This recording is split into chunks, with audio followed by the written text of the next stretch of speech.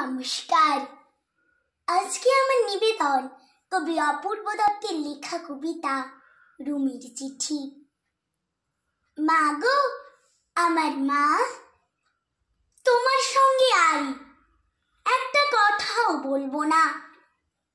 গেল বছর পুজোর সময় সেই যে আমায় ফেলে দিদার কাছে যাচ্ছি বলে কোথায় চলে গেলে।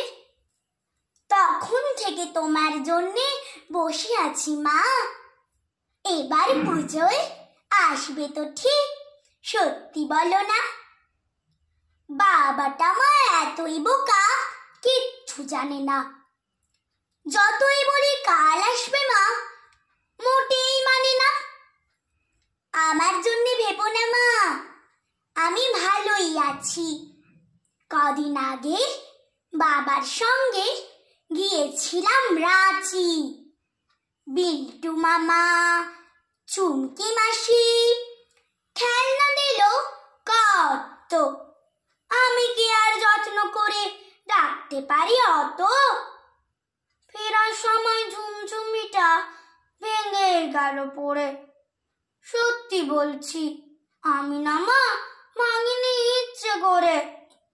ওই দেখো মা, একটা কথা বলতে গেছে ভুলে। ময়নাটা পালিয়ে গেছে পরশু খাঁচা খুলে। আর আমাদের দক্ষিণ দিকের কলাবতী গাছে আজ দেখেছি দুটো হলুদ ফুলও ফুটে আছে। পরে আবার লিখব, মা যাই, অঙ্ক কষা বাকি, না হলে যে তুমি বলবে পড়াতে দিস ফাঁকি।